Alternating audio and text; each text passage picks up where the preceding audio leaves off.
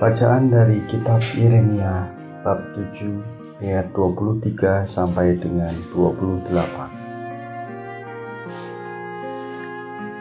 Hanya yang berikut inilah yang telah kuperintahkan kepada mereka.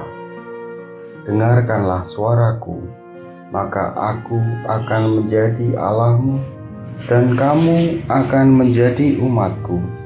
Dan ikutilah seluruh jalan yang kuperintahkan kepadamu, supaya kamu berbahagia. Tetapi mereka tidak mau mendengarkan dan tidak mau memberi perhatian, melainkan mereka mengikuti rancangan-rancangan dan kedegilan hatinya yang jahat, dan mereka memperlihatkan belakangnya dan bukan mukanya. Dari sejak waktu nenek moyangmu keluar dari tanah Mesir sampai waktu ini, aku mengutus kepada mereka hamba-hambaku, para nabi, hari demi hari, terus-menerus. Tetapi mereka tidak mau mendengarkan kepadaku dan tidak mau memberi perhatian. Bahkan mereka menenggarkan tengkuknya, berbuat lebih jahat daripada nenek moyang mereka. Sekalipun engkau mengatakan kepada mereka segala perkara ini, mereka tidak akan mendengarkan perkataanmu. Dan sekalipun engkau berseru kepada mereka, mereka tidak akan menjawab engkau. Sebab itu, katakanlah kepada mereka, inilah bangsa yang tidak mau mendengarkan suara Tuhan Allah mereka dan yang tidak mau menerima pengajaran. Ketulusan mereka sudah lenyap, sudah hapus dari mulut mereka. Demikianlah sabda Tuhan. Inilah Injil Yesus Kristus menurut Lukas. Sekali peristiwa, Yesus mengusir dari seorang suatu setan yang membisukan. Ketika setan itu keluar, orang bisu itu dapat berkata-kata. Maka heranlah orang banyak. Tetapi ada di antara mereka yang berkata, "Ia mengusir setan dengan kuasa Beelzebul, penghulu setan." Ada pula yang meminta suatu tanda dari surga kepadanya untuk mencobai dia. Tetapi Yesus mengetahui pikiran mereka, lalu berkata, "Setiap kerajaan yang terpecah-pecah pasti binasa, dan setiap rumah tangga yang terpecah-pecah pasti runtuh. Jikalau iblis itu juga terbagi-bagi dan melawan dirinya sendiri, bagaimanakah kerajaannya dapat bertahan? Sebab kamu berkata bahwa aku mengusir setan dengan kuasa Beelzebul. Jadi jika aku mengusir setan dengan kuasa Beelzebul, dengan kuasa apakah pengikut-pengikutmu mengusirnya? Sebab itu merekalah yang akan menjadi hakimmu. Tetapi jika aku mengusir setan dengan kuasa Allah, maka sesungguhnya kerajaan Allah sudah datang kepadamu.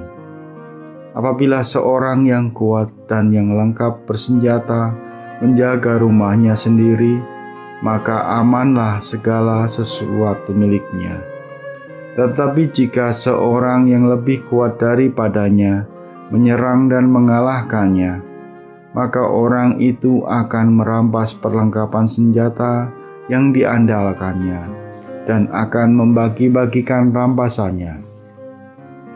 Siapa tidak bersama aku, ia melawan aku, dan siapa tidak mengumpulkan bersama aku, ia mencerai-beraikan."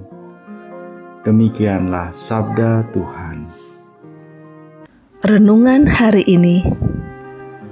Setiap kerajaan yang terpecah-pecah pasti binasa, dan setiap rumah tangga yang terpecah-pecah pasti runtuh. Dalam suatu komunitas apapun bentuknya, harus ada kesatuan hati. Kesatuan itu sangat penting dalam hidup bersama. apakah itu berarti harus seragam? Nah, kita harus membedakan antara kesatuan dan keseragaman.